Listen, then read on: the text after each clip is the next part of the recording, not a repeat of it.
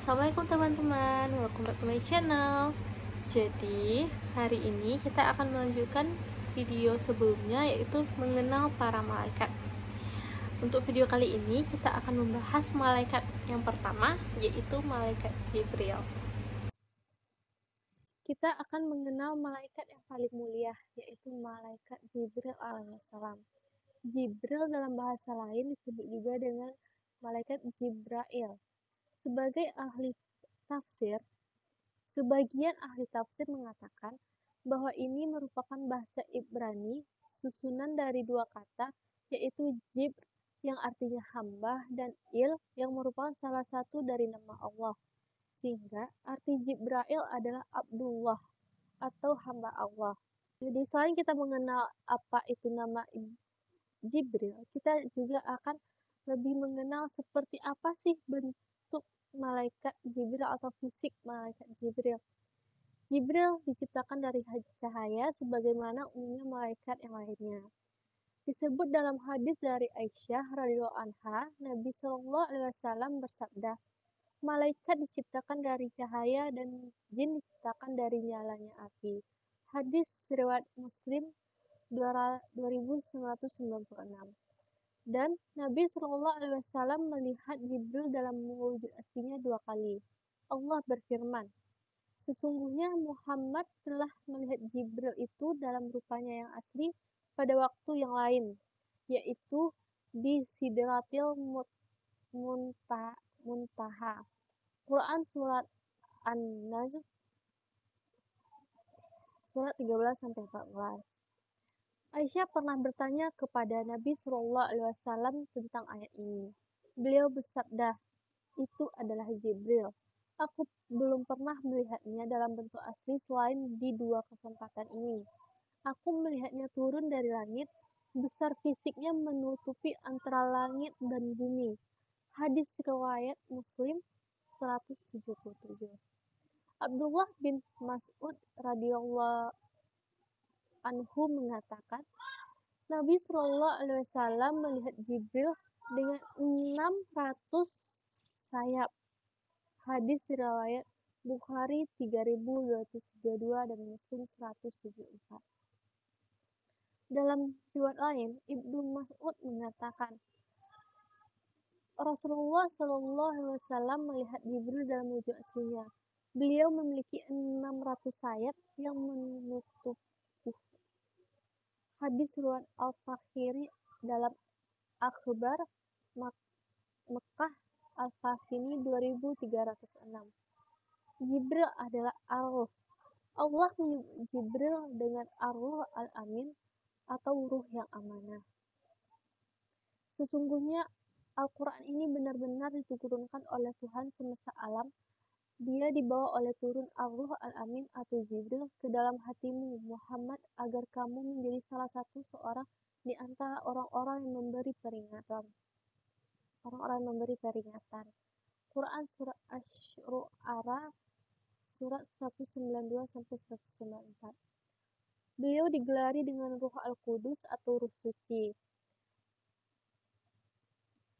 Katakanlah Kudus atau Jibril menurunkan Al-Quran itu dari Tuhanmu dengan benar, untuk meneguhkan hati orang-orang yang telah beriman. Quran Surat An-Nahl ayat 102. Jibril digelari dengan Ar-Ruh karena malaikat adalah alam ruh, alam gaib yang tidak terindra oleh manusia. Al-Tahrir wal At-Tanwir 19/189. Ada juga yang mengatakan Jibril digelari Ar-Ruh karena beliau malaikat yang membawa wahyu kepada para nabi. Dan wahyu adalah sumber kehidupan bagi agama, dan sebagaimana jasad bisa hidup karena ada ruh. Tafsir Az-Razi. Demikian, sebagaimana yang kita tahu, para malaikat Jibril bertugas untuk menyampaikan wahyu. Sebenarnya malaikat Jibril ada 4 peran penting yang disebut dalam Al-Quran. Yang pertama itu ada menyampaikan pesan dan ajaran dari Allah Subhanahu wa Ta'ala berupa dalam wahyu dari Allah. Dalam hal ini Al-Quran ke dalam hati atau kalbu Nabi Muhammad agar ia menjadi nabi atau munzir. Yang kedua, ada membawa rahmat dan kemudian kepada orang yang mengalami siratul maut di dalam keadaan suci. Hal itu adalah bentuk penghormatan kepada orang yang mengalami sakaratul maut di dalam keadaan suci. Yang ketiga, ada memenuhi dan menahan hajat mukmin yang sedang berdoa atas izin Allah Subhanahu wa taala karena ingin mendengar doa mukmin tersebut.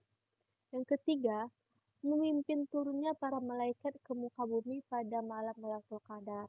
Banyaknya malaikat yang turun ke bumi membuat suasana di malam itu menjadi sangat tenang.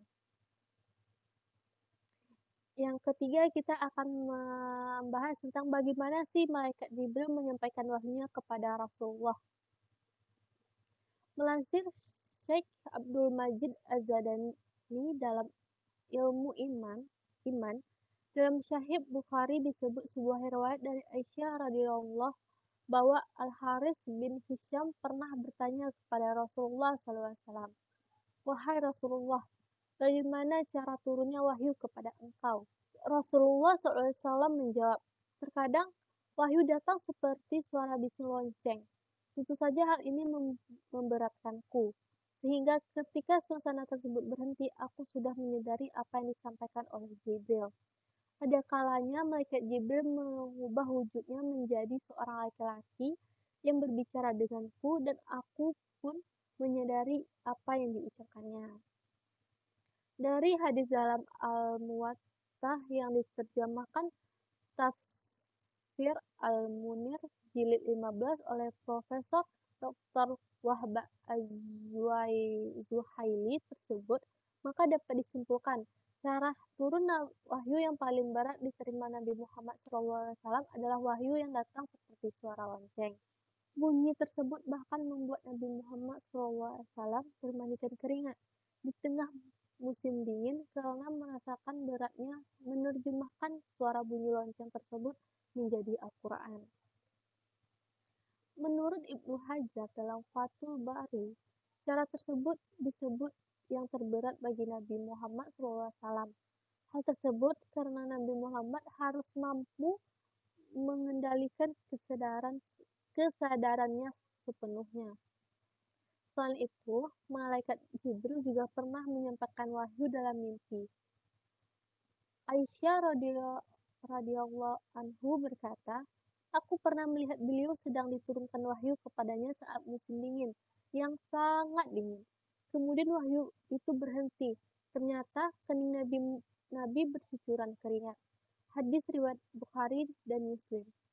Dalam buku Makalah Pendidikan Agama Islam atau PAI, Iman kepada Malaikat yang ditulis oleh Ahmad Sadi, MM, dan Muhammad Rizki Abdullah, disebutkan bahwa malaikat Jibril juga bertugas mengajarkan agama melalui Nabi Muhammad SAW kepada sahabat-sahabat Rasul.